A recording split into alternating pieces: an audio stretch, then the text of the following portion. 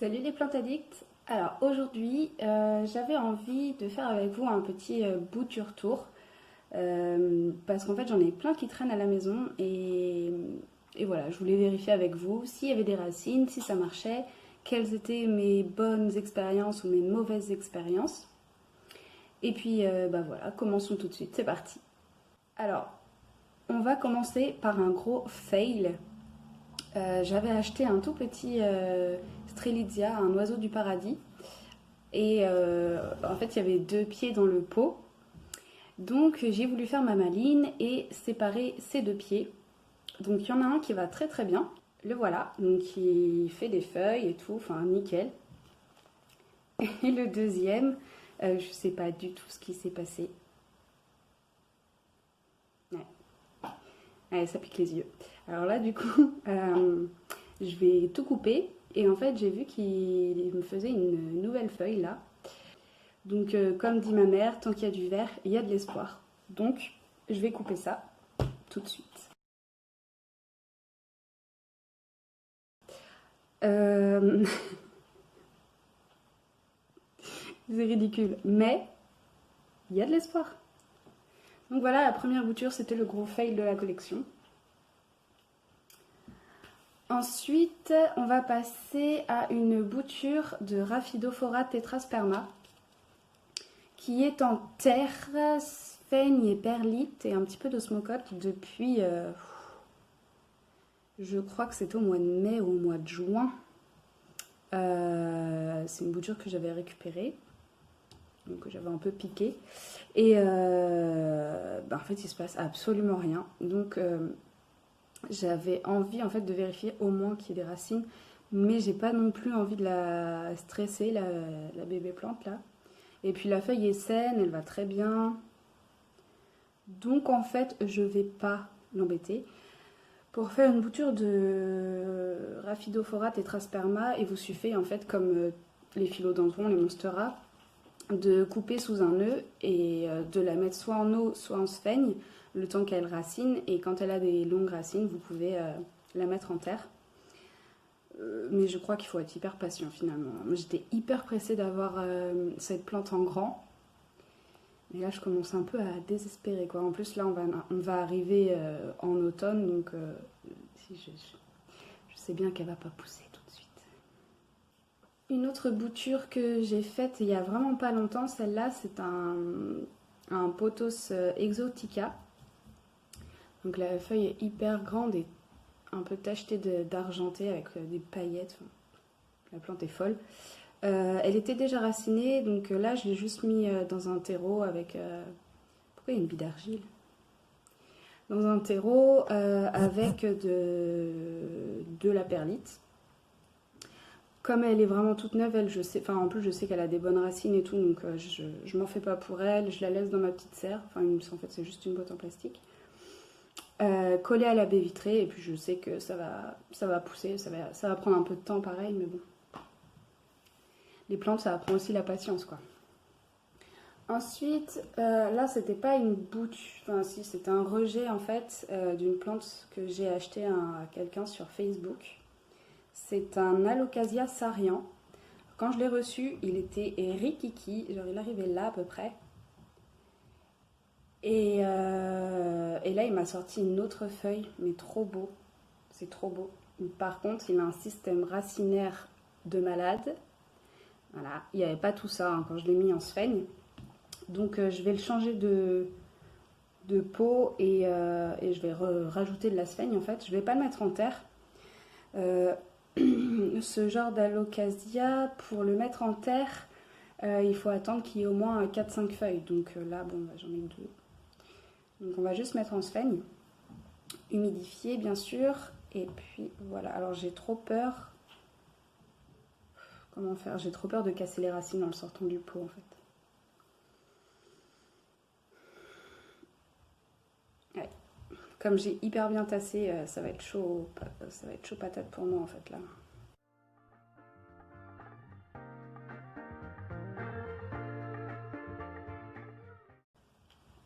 Honnêtement, je sais pas dans quelle bouse je me suis mise en faisant ça. J'arrive même pas à l'enlever du pot en fait.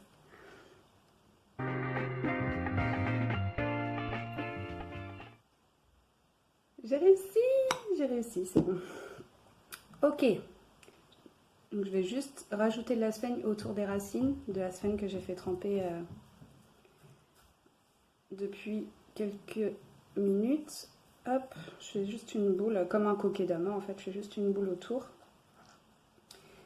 Hop, voilà, donc il faut bien tasser.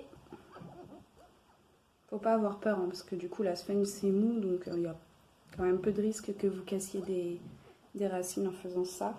On vérifie bien que les racines sont toutes enveloppées de sphaigne. Alors j'ai pas réussi à centrer correctement le truc.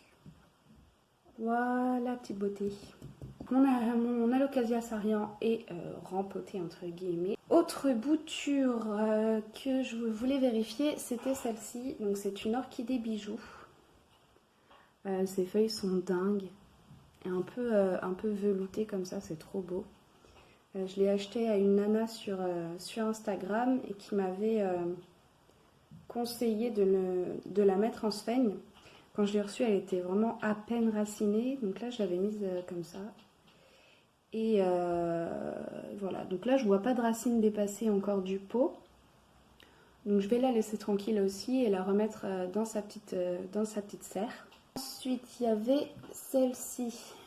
Voilà, donc lui c'est un philodendron Golden Dragon.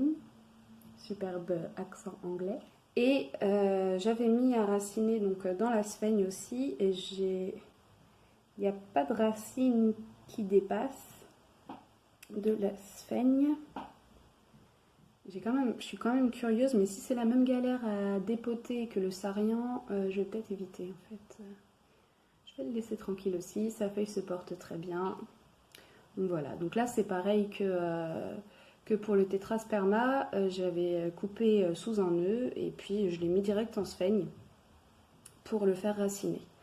Donc voilà, donc lui il se porte plutôt bien, en plus il est sous la lumière horticole, donc bon, il n'y a plus qu'à attendre. Avant-dernière bouture, alors, on pourrait croire qu'elle va mal, c'est un Colocasia Pink China. Une petite bouture aussi que j'avais coupée et en fait la feuille a commencé un peu à, voilà, comme ça, à faire des petites taches et tout. Je me suis dit oh là là, c'est fichu. Et en fait elle m'a sorti une nouvelle feuille là qui a l'air vraiment toute mignonne. Donc elle je l'ai mise en sphaigne aussi et en fait elle me fait aussi quand même pas mal de racines. Mais comme je n'ai plus de pot transparent, je vais la laisser dedans. Pour le moment, je vais attendre un petit peu. La sphaigne elle est bien humide et puis je pense qu'on peut encore attendre un tout petit peu. Mais voilà, Colocasia, bien toujours laisser la sphaigne humide, hyper important. Surtout pour les Colocasia qui aiment bien avoir les pieds dans l'eau un peu. C'est des plantes en fait qui vivent les pieds dans l'eau en fait, dans les petits étangs et tout ça là, comment on appelle ça? Les petites mares là qu'on a dans le jardin par exemple, ça on peut largement planter des Colocasia dedans. Donc voilà, et ça devient immense, donc je suis trop pressée que ça grandisse ce truc là. Et dernière bouture, mais pas des moindres, et qui se porte vraiment pas très très bien. C'est pour ça que je voulais rempoter. En fait la sphaigne à la base c'était pour ça d'ailleurs. J'en ai plus. Bref, alors une bouture qui va super mal, c'est une Monstera Cobra. Une Monstera Stanleyana d'ailleurs, variegata. Et en fait, je l'ai acheté à une nana sur Facebook. Je l'ai reçue et en fait, il n'y avait aucune racine. Donc, voilà. Et je sais pas, j'étais tellement pressée que je l'ai mis dans la terre. Mais c'était la grosse erreur, quoi. Ça va pas raciner dans la terre, donc voilà, donc je pense qu'il faut qu'on la fasse raciner dans la sphaigne. Donc voilà, je vais repréparer de la sphaigne et puis je vais la planter dans la sphaigne, hein, en espérant qu'elle survive. Parce que ça, c'était vraiment une plante que je voulais depuis longtemps, que j'avais dans ma wishlist. Et en plus, sur Facebook, je loupais toutes les ventes. Parce que j'ai 2 temps, c'est que je vais pas trop sur Facebook en ce moment. Donc voilà, donc j'ai bien les bouliches qu'elle se porte super mal, celle-là. Voilà, donc j'ai rassemblé le matériel nécessaire. Donc j'ai refait tremper de la sphaigne. J'ai pris aussi un peu d'écorce de pin. Je vais essayer parce que j'avais essayé de faire ça pour mon philodendron Brésil et mon Anthurium clarinerium. Et franchement, depuis que j'ai fait ça, c'est parfait. Et il se porte super bien. Donc on va tester et je vais prendre aussi un petit peu de fibre de coco pour vraiment retenir l'eau au max. Et les écorces de pin en fait c'est pour drainer, pour que ça pourrisse pas. Donc on va tester ça. Déjà je vais voir s'il y a des racines, mais franchement vu la tronche de la plante, ça m'étonnerait quand même. Voilà, donc ça se détache tout seul, donc c'est que voilà, il n'y a rien. Hein. On est d'accord. Il y a une bébé racine là. Super. Je suis dégoûtée. Voilà, une feuille qui se fait la malle. Là, ça a commencé à pourrir. Ah! Ah ah! Il y a peut-être un succès quand même dans le fail. Là, j'en ai une qui me fait quand même des belles racines avec un bébé. Donc, tout n'est pas perdu. Ça va aller en sphaigne aussi. Et celle-ci, ah bah celle-là, elle a une énorme racine, purée. Ah bah ça va, c'était pas non plus, voilà. Mais je pense qu'en sphaigne, ça va quand même aller mieux. Hein. Ouais. Alors là, ça va être compliqué parce qu'en fait, du coup, la racine part d'ici.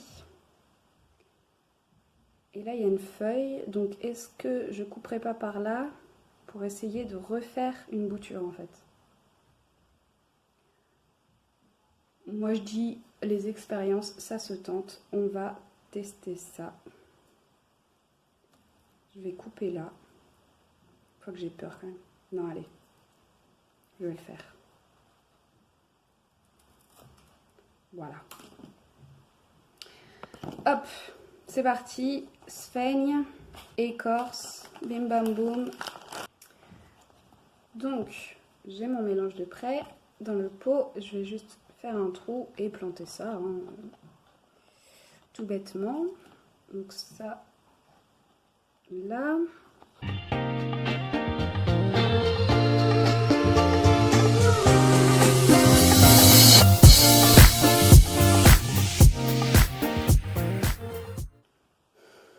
C'est moins fourni qu'à la base, mais bon, si c'est pour avoir une plante en meilleure santé, je pense que ça vaut le coup.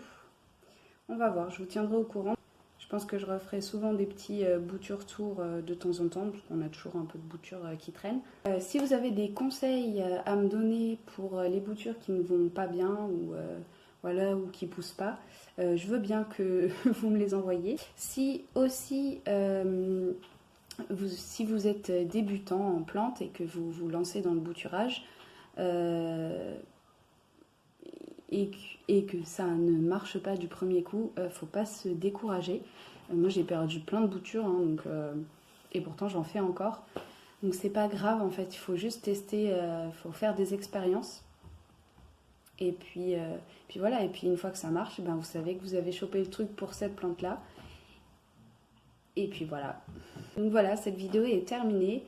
J'espère qu'elle vous aura intéressé. Je vous fais plein de gros bisous et vive les plantes.